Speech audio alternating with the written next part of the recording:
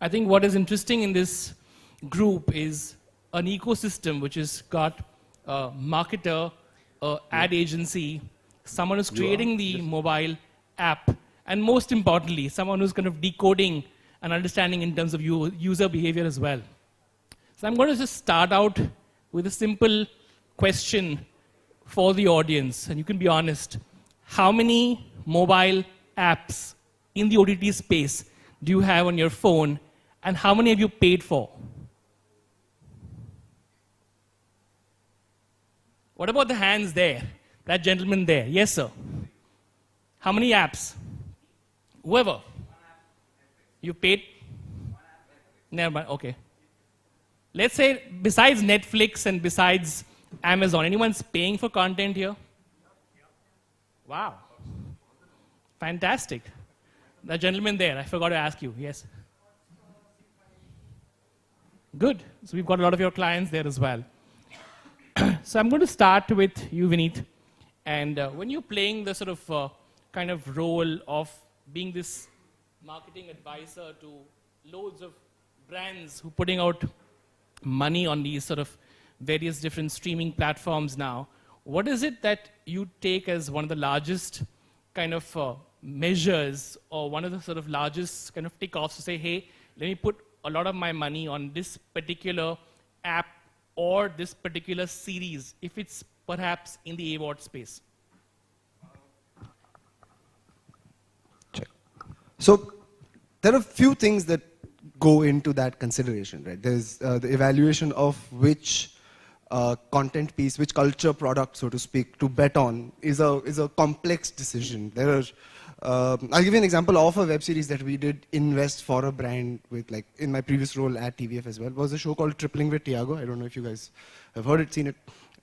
So multiple considerations where the brand was looking at changing its messaging with customers, right? Very, very, very simple. But that's all the storytelling part. What's important to understand is agencies are key to figuring out how do you make your investments more effective, right? And that's where a player like Wavemaker really comes in. On the back of the various tools that we work with, be it proprietary stuff like Live Panel or M Platform. I don't know if people know about M Platform, which is Group M's proprietary data collection, sorting, and sort of insights recommendation tool as well as planning. So bringing all of the power of this data and the good stuff to inform those decisions is what I think the agency role now has become. Earlier it was a little more, I would say, a little wider, while now agencies have started going much deeper. I think proliferation of data, a lot of clients have their own data. Is it fair to say that Wavemaker will not just go by the logic of saying if Alt says that we've got 6 million people and some basic data and just put the money there and you get more granular? Or is it still just about numbers and then you just go with some gut?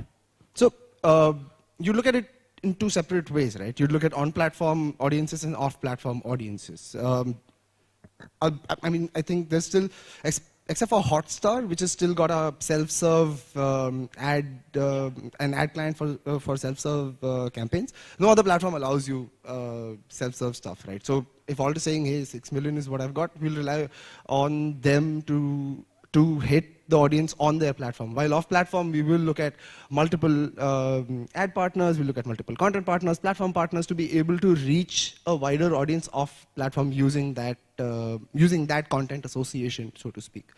But I think what's key still here is that a lot of the platforms and a lot of brands themselves now have their own data. For example, retail partners, right? Retail brands are sitting on massive amounts of data that can be used to create better content experiences. Whether it's on an OTTv, off an OTTv, whether it's another platform, is all sort of matter of which of the choices that you make. But it is how you're using this own data and using third-party data as well. That is really making a difference in how brands are leveraging content. I'm sorry, I feel like I'm just... No problem. So Poonam, since you've been on the marketing side of things for so long as well, and you've sort of flirted with spending monies across digital platforms, and if Group M, which is your agency on record as well, and Vineet comes with a big sheet of paper and says, you know what, now remove all the money, perhaps from Sony and Star, and now put the money into some particular OTT platform. How easy is it for you to, as a task internally for yourself, to convince your, say, CEO in terms of his larger business goals to say, this is what I want to do? I think it's a very simple question. Vineet will not come with just that, put your money in this platform. He needs to really come with PhD in front of me, right? PhD on what he's saying, why is he wanting me to put money on that? And, you know, if it has to go through the lens of the CEO, in many cases, then it's really about multiple plugins of not just one deciding factor. And when it comes to something which is changing the ways we have been doing business and marketing for all these years, which is, you know, social media is supposedly supposed to be free of cost, long back, right? And now we are changing the mindset. No, social media, there's nothing organic. You need to spend money on that. On top of it, the next thing which is coming is that you won't get to see likes and people engaged on your influencers on Instagram. How would you make somebody an influencer then? So I think the challenge that, sorry Vineet, you're in the tight spot right now, is to come to the advertisers and give the horoscope of what you're trying to project, you know, completely. And the world has moved from gut experience to data. So data is taking a very big leap. I'm going to hold you to that point, and I'm going to ask you, in the last 6 to 8 months, have you been on that place where you said, I'm almost going to sign the dotted line and say I'm going to commission a show on Voot or anyone else, and you didn't do it? Many times this has happened. Many a times. So what makes you kind of just almost go there and again come back? Because the data information is so live. By the time I put something on my LinkedIn, actually it has changed. Trust me, this has happened so many times. So not really, I'm actually exaggerating in that answer. Because see, at the corporate level, the approval processes, the buy-in from different departments, the buy-in from various levels, and that too, when you're talking about a very, very agile kind of an advertising that we are into, it's not about a hoarding that I like this site and forever I'm going to like this site. You know, the Amul hoardings is a crazy example. How many brands were able to actually onboard to that kind of real-time? The hoarding for Amul that used to be topical advertising that we all know for years together, we've grown seeing those hoardings, is actually a task in digital world, and you are free to put your topical hoardings wherever you want on the digital space. So coming back to what you're answering at the corporate level, it gets a little difficult to really quickly you know, make changes in our decisions. Having said that, the pre-work is so solid that once we take a call, we all go out and say it is our decision. So there's one more partner that sort of most of the not Vineet sort of goes on to is someone like Malay. And what he's sort of trying to sort of do is across all of these apps, trying to kind of literally get the granular data of, you know, all the information that a marketer really wants, or even the sort of media company themselves want as well. So Malay, I'm just asking you, again, there could be some data which you share and some that you don't. For the benefit of this audience, can we try and maybe have a very honest answer, is that what is that granular data which as a data sort of engine, company, whatever, that you wouldn't share? I think number one, I want to set this for context. We are a mobile analytics and a user retention platform. So Clevertap works on data aggregation. We don't work on PII, which is personal identifiable information. With the onset of GDPR, I think we were prepared a year and a half ahead of it. And we respect that privacy, and I think that's ethically the way we want things to go. More importantly, to address your question, and mostly to the people here in this audience, what's really funny for a lot of us is knowing and being able to predict what Poonam's behavior is likely to be. On the planet, in this entire planet, there may be about 10 million Poonams. And this is not to say you're not unique and special. Yes, you are. But in behavior choices, sociological segmentation, psychographic segmentation, there are various choices that a Poonam makes in life. There are certain points in time a Poonam is okay to interact with you, at certain points in time you're not. The biggest challenge that the industry faces is getting overwhelmed with data. There's just too much data. There are a lot of people who just go out there and say, well, we've got data analytics. A lot of people do, and they're right. But in these isolated silos where information doesn't interact, this is not insight, this is data. Data doesn't help. Nobody's interested in news as far as somebody like Poonam in her role and designation is concerned, which she just voiced right now. If I tell her the weather is 43 degrees Celsius, it doesn't matter anything to her. But if I tell her, because the weather is 43 degrees Celsius and humidity is 95, the cloud is overcast and the pressure levels are X, at 3:41 it is likely to rain, carry an umbrella. That's the information and insight which makes sense to everybody, which is what we bring to the table. So coming back to the OTT point, we are able to build that user segmentation. We are able to bring in cohorts. Cohorts are segments that work on a time frame, and hence the fourth dimension of time gets added to it. And how that behavior works, and the ability to make predictions and take actions based on it, which helps you engage your client better, engage your user better, show them personalized messaging, despite not revealing personal information. So I know what time to interact, what kind of message to interact with, and what content would make best sense. I think this is what we pass on. So when you work with pretty much all the streaming companies, what's the one largest ask of, say, a marketing lead of any of these OTT platforms that I want this sort of information for me to take more, easier, better decisions to spend more money on mobile marketing? Oh, I think you asked exactly what I wanted to share here. So the number one thing that people want to know is about a matrix that we call as the recency, frequency, and monetization metric, which tells you how recently a user came onto your platform, how frequently the user visits your platform, and finally, did they monetize? So there's S-word, A-word, and there are other channels of monetization that are also coming in. A lot of people are consuming data or bringing users on board and eventually want to monetize at a later rate. But what this tells you as a metric is that these are your user champions, the ones who are most recent, most frequent, and monetized. You don't want them to go. They are the people who are driving your business. They are the advocates and the brand loyalists that you can get. Then it also tells you who are users at the highest threat, which is what is most critical to a marketing lead, because it's a metric and churn that they monitor.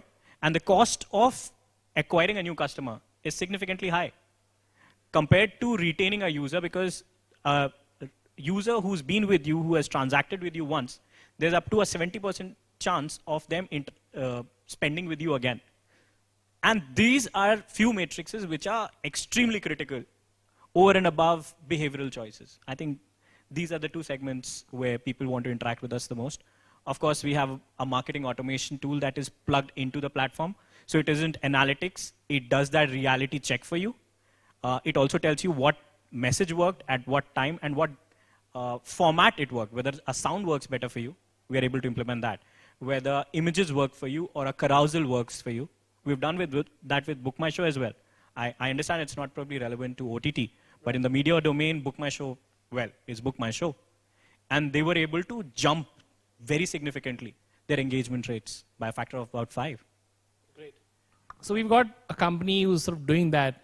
A question for you, Ravi, is that you worked with a whole bunch of media companies in terms of trying to get ahead and create an entire fantastic journey, as what today in this fancy digital world we call UX and UI, which things we didn't know as terms 10 years ago. And if someone didn't have a friend like Malay, and who didn't have any of that data behind him and just came back and said, you know what, Ravi, I've got like, I don't know, $500 million of cash, and I need to redesign my app, and I need to make an OTT platform. What do you do and how do you start? Thanks, Kushal. I just want to give a background to, of course, to this thing. So that let me just do that actually, sorry. So my bad. Yeah. So Ravi leads a company called Robosoft Technologies. They're a leading company which makes user journeys and consumer experiences better with all sorts of apps. And one of the largest sort of, I think, growing spaces for them is more in the media spaces, and they work with a whole plethora of companies, right from Discovery to Viacom, Sony, and many others. Correct. Thanks. So we have this experience of building apps. We've done 2,000 plus apps, both from a technology standpoint and from a design standpoint. So we are actually not responsible for marketing these apps. So the user acquisition is responsibility of our customer. But we have to build apps so that, and the topic is optimizing marketing budgets. We have to build apps such that my customer spends zero money on marketing. It should be so good that, word of mouth is good enough to take the app forward. App rating is the best, and the experience and the frictionless experience is the best. So that's what we are responsible for. So our customers tell us we closely work with marketing teams. The app development teams and the marketing teams have to closely work. And I'll give you examples how we have closely worked, whether it's Woot or Discovery or ETV or ESPN. But just to give you a background, when I started my journey, I'm an engineer.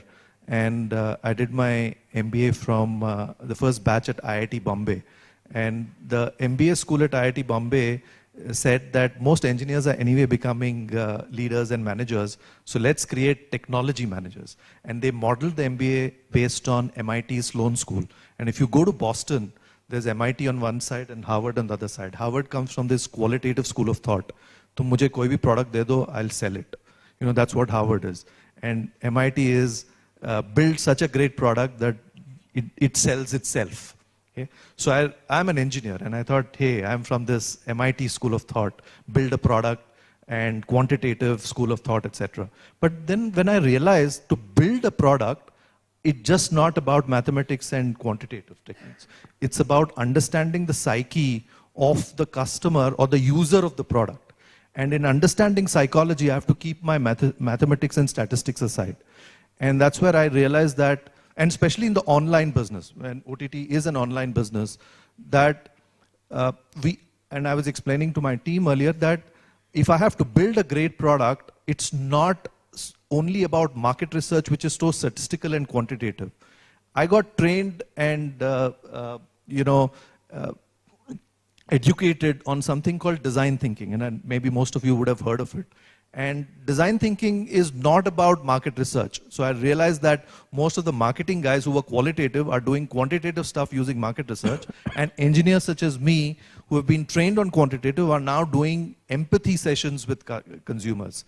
So I go, if ideally give me a choice, if I have to know how content is consumed online, OTT platforms, give me one 24-hour full day so that I can observe a family, put me as a fly on the wall, and I can listen, observe, feel of how they consume, and then build a product based on that. So empathy, design thinking is such a great technique that we use that helps us build a frictionless and extremely good user experience. And what we do work closely with marketing people is how do we build this emotional aspect into a product. And we look at emotions from 3 perspectives. And this helps the marketing people also. The first is, how does the product look? And if you look at OTT, how many of the platforms that you've seen, OTT platforms, have a black background? So Netflix is black, right? How many have you seen with white background? Hotstar is white? Yeah, Woot also started with white. So there is always a debate of whether black is premium or white is required. YouTube, of course, is white. So They've developed black also. Now they've developed black. Yeah. So visceral design, from an emotional perspective, viscerally how the product looks. And today, if you look at Netflix, especially the Netflix originals, their trailers are all almost not portrait but landscape. So a lot of innovation is happening in how the OTT product itself looks. The second is about behavioral design. And once I use Netflix, and if I use it with a Fire Stick, etc., on my TV, I can actually call out what sort of a movie I want. I want a war movie, or I want a courtroom drama, and it throws me and responds back. So the behavioral aspect, the frictionless aspect design is also important. And the third, which most designers and emotional and marketing people miss, is what we call as reflective design. How do we design for people to talk about, they should talk about how this product has impacted their lives. They reflect on stories. They tell stories about these.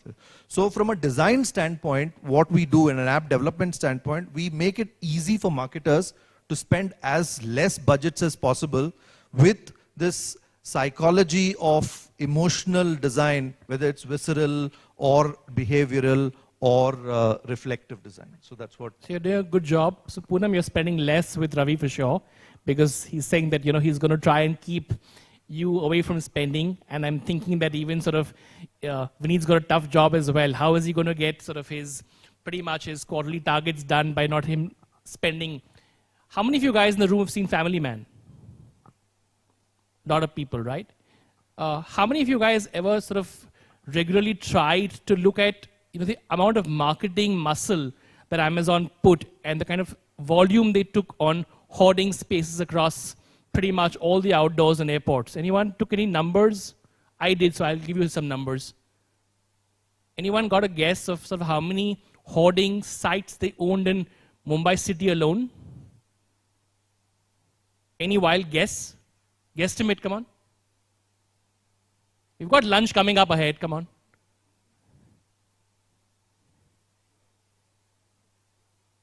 1,200. In Mumbai? In Mumbai alone. And I'm counting every site.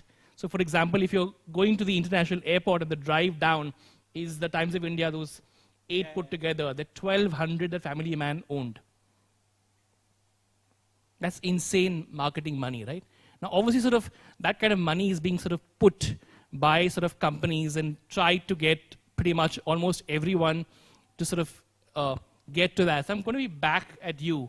So say for example, if Amazon kind of came back kind of into you and said that, you know what, I want to sort of now redesign sort of a UX journey so much better that it kind of mitigates the large amounts of money.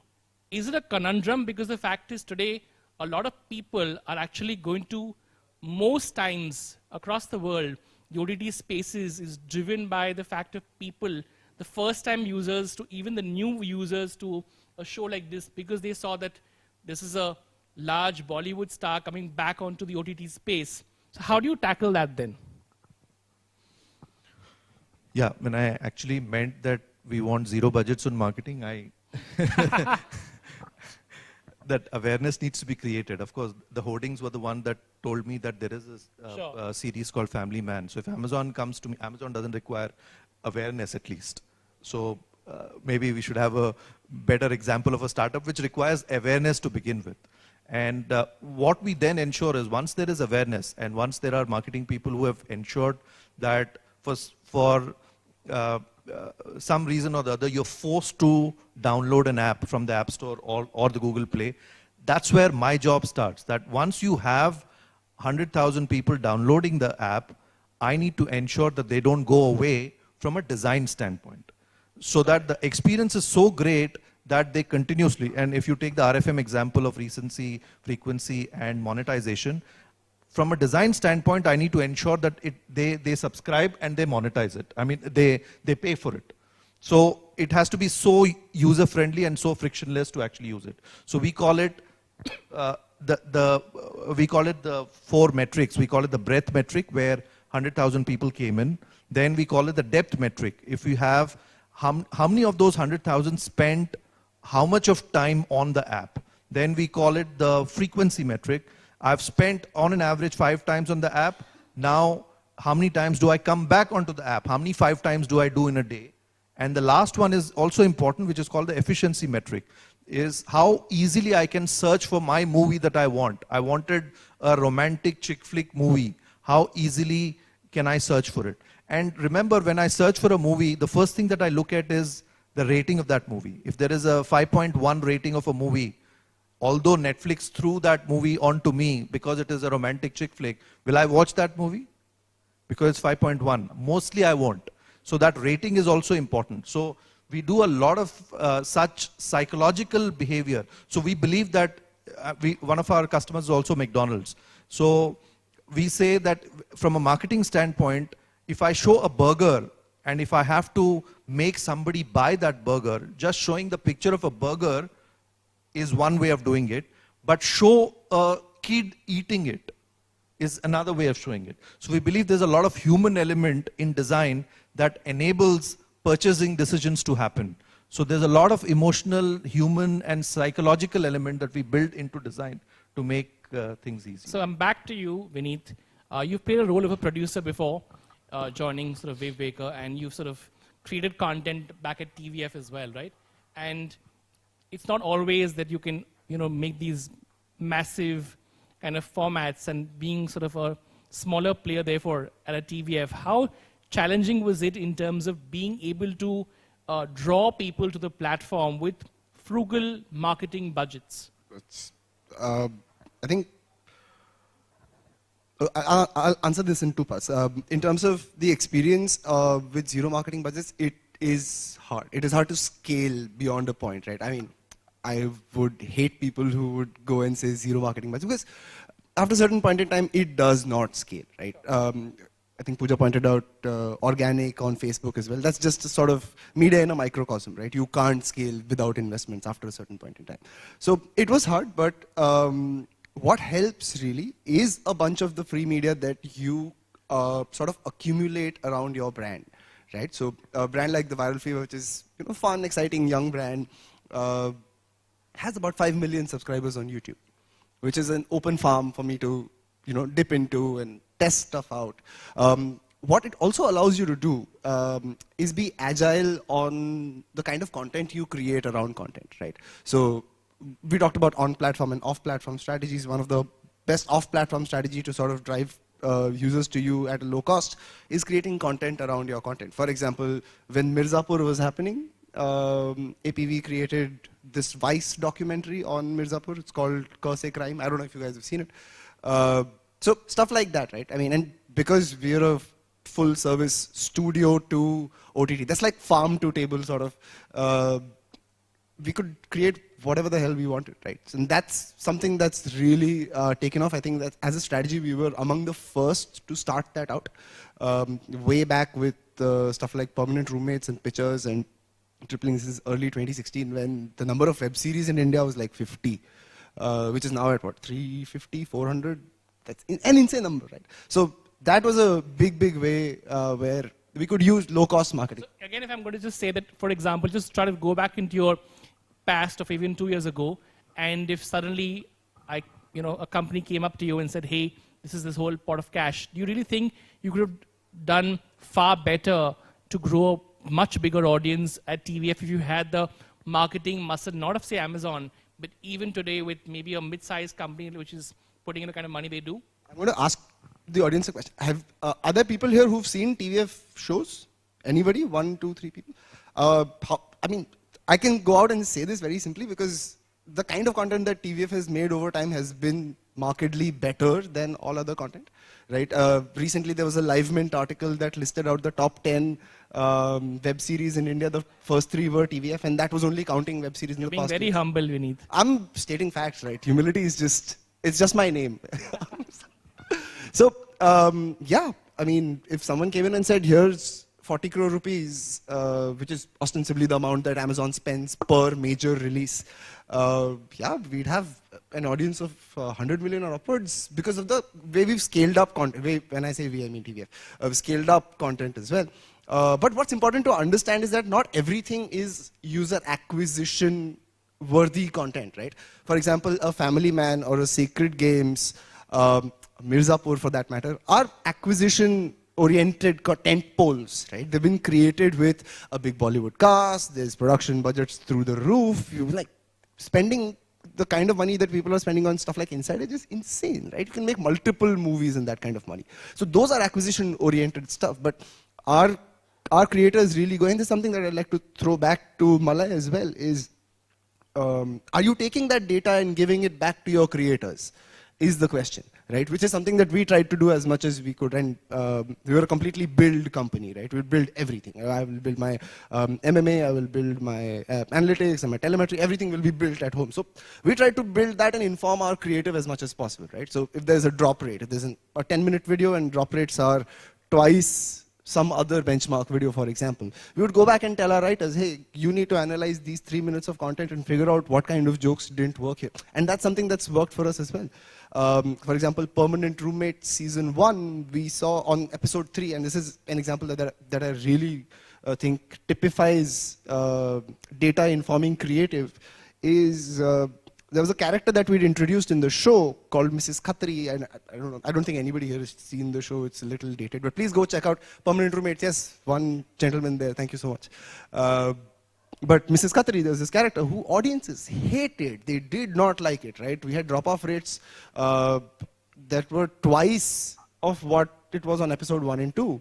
And we went back and told our writers, write this character out, and she was written out in the first half. Hold on, when you said you're going to be changing a bit of the storyline or the narrative, bases some of the kind of asks which either come because of various reasons. And let's assume for a moment that you had someone like Poonam in her current role and she was kind of fueling maybe a mutual fund or an asset management company into a particular show. What is it that you would really do to, since you play that role, and I'm keeping this open to even the audience as well, do you really even go that length to tinker the story quite a bit to make sure you please Poonam?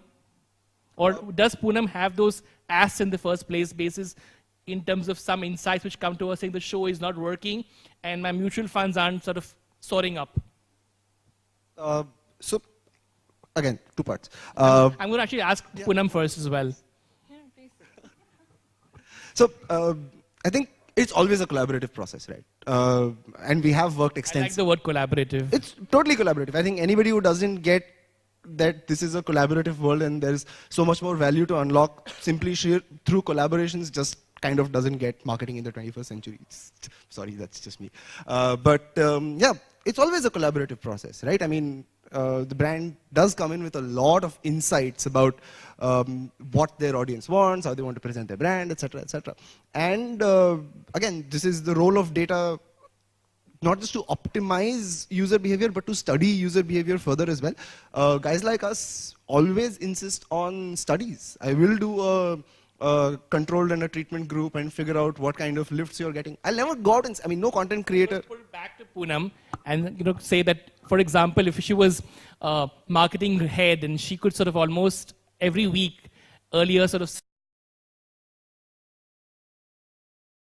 you know what, I know that my show on Sony is doing as well or on Star is not doing as good or whatever. What's your matrix to sort of say, you know what, if Vineet, for example, if you were the producer of a large platform and if you had, what's the KPI for him? Like at Star, you would have told him 5 TRP or 2 TRP or something else, and then I'll put that marketing money. What do you do for a producer for OTT? I'll give a very simple answer to that, Kushal. And that is that everything boils down to the business moolah that you have to give back to the sales team, right? And sales has to do something with us. So collaboration internally happens with, I am wanting to launch this product, this is my marketing budget. And in the budget, you have to roll out your life or you have to do whatever as per your intelligence you want to do. So everything starts from there. And then we come to the point of, okay, what is the vehicle? What is that vehicle that will take this thought ahead in terms of the going out of, market strategy?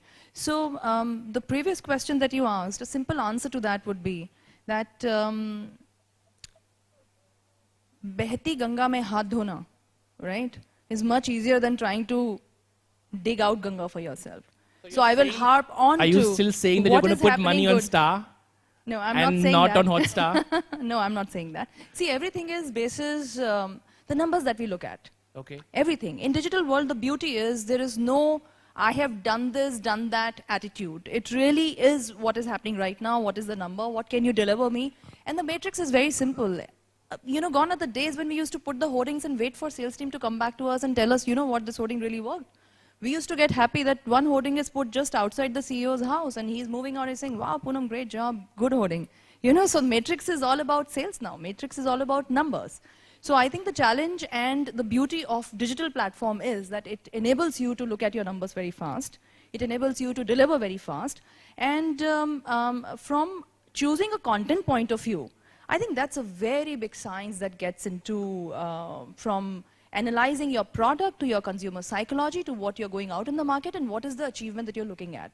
So that science is very, very different. From an OTT point of view, you're talking about 7.6 billion worldwide population and only in India 1 billion plus population, which is, and we as a country take pride in being the mobile first country. So what is the opportunity out in the market in terms of content to be created? And the way OTT is coming up, it's just it's going to be very, very interesting and beautiful to look at what happens in the future. From marketing point of view also. Thank you for being a great audience and for giving us the years and being patient.